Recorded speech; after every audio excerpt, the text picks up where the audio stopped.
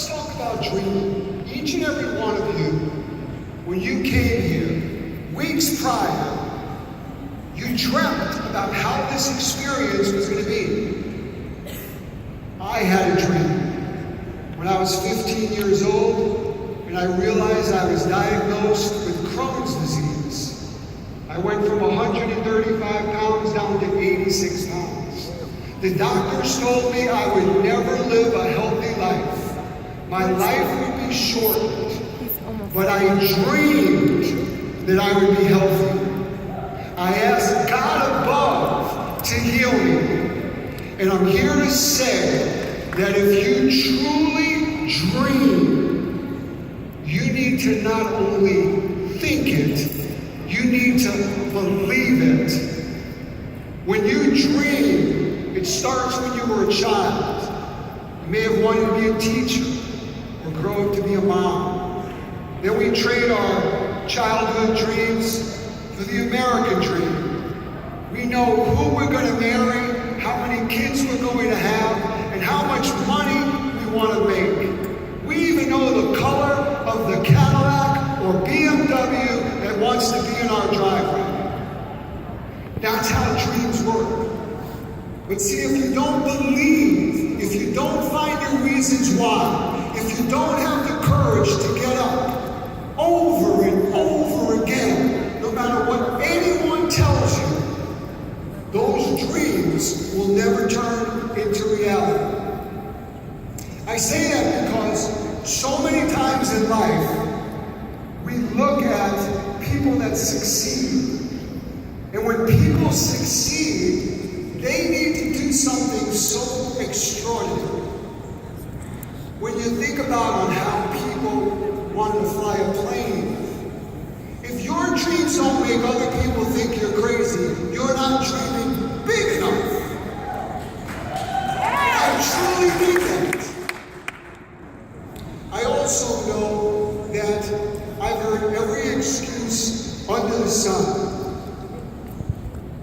on why people don't exercise, on why people aren't successful at losing weight, on why people go from marriage to marriage and are in bondage to strongholds, why they know better, but they still do it. I know cardiologists that smoke big fat cigars, and I know nutritionists that are morbidly obese. But there's something that's broken on the inside that hasn't been repaired because they know better. So if you want something so bad that you can taste it, you need to find a way. You need to make it happen. Because if you don't want it bad enough, you will find every excuse under the sun. It comes to something that I put in my new book. I have a book out called Soul Strength. And it took me 2 years to put it on paper. Root canal would have been easier. And it has really very little to do with my bodybuilding career. It has very little to do with workout programs. But high level, it has to do with every invisible obstacle that holds us back from what we're destined to do. The first I want to talk about is something that I experience in my own life. And each and every one of you need to think about this. It's a 4-letter word, and it spells fear. See, when you have a blessing coming in your life, it's light. When that blessing is coming in, that opportunity that you know without a question, because you have peace about it. But you feel this fear. And that fear, it deflects the light. It will never allow you to succeed if you shun the light that's coming from the universe, from God. If you want to be successful in your business, if you want to be successful in your marriage, and you have fear, but you know that it's the right thing to do, it's going to be a missed opportunity. An analogy I just talked about is you're on the 32nd floor, there's a fire. The fire is going to come in the front door, there's firemen that's right outside. They're saying jump. You know that jumping could save your life because the fire is going to kill you. You have a choice to fight or flight. Fear is an invisible obstacle that will stop you from your eating plan, stop you from your business, stop you from a successful marriage, and stop you from finishing strong. The next invisible obstacle is trust. And trust is something I needed to work personally in my whole life. I come from a very broken family, like many of us do. You see, my dad was a raging alcoholic. And my dad tried to take my mom out by putting a telephone cord around her neck. I had to go into that fight or flight. I was fearful of what was going to happen. As my sister ran out of the apartment, I believed on the inside that I could save my mother. And I did. But in the fist of fury, my dad broke my collarbone in 3 places, gave me 6 stitches over my eye. I was programmed to fail for the rest of my life. But see, we're not defined by our past. We're not defined by our mistakes. It's a reference point I never want to experience again. So when I say to each and every one of you, the excuses that sound so ridiculous on why we're saying we can't be successful in business, or why we get divorced 5 times, it's the excuses that are obstacles, invisible obstacles, and roadblocks. Another one that I had to work on through my past was forgiveness.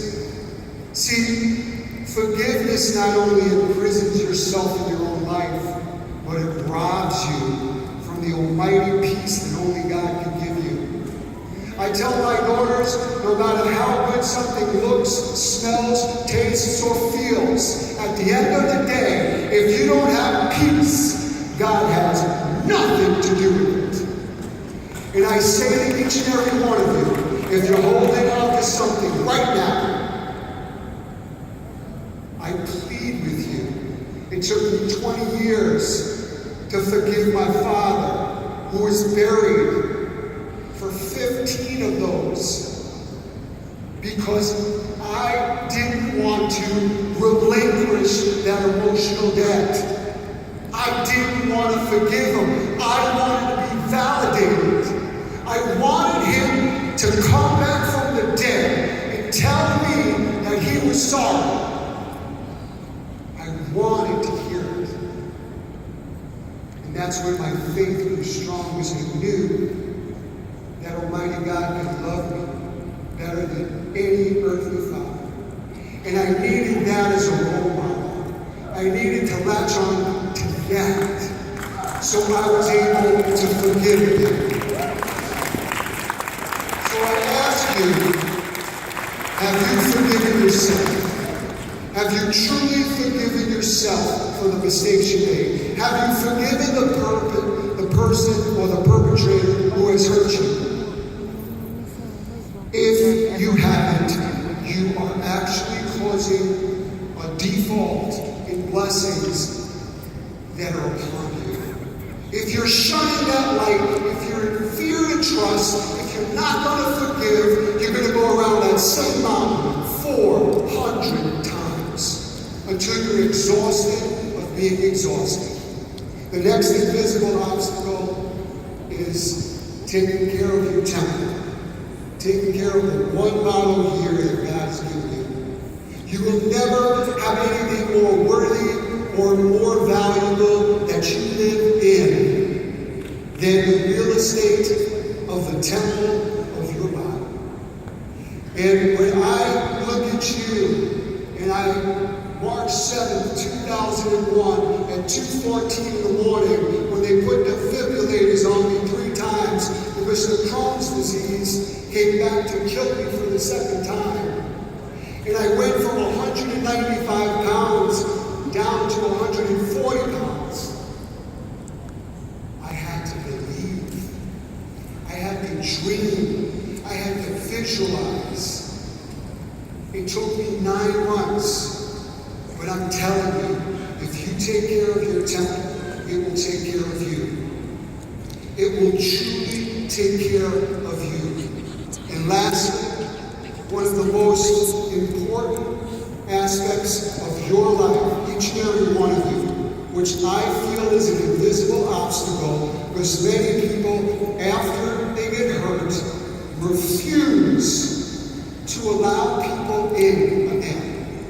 They refuse love again. How many in this room have not given love a second chance?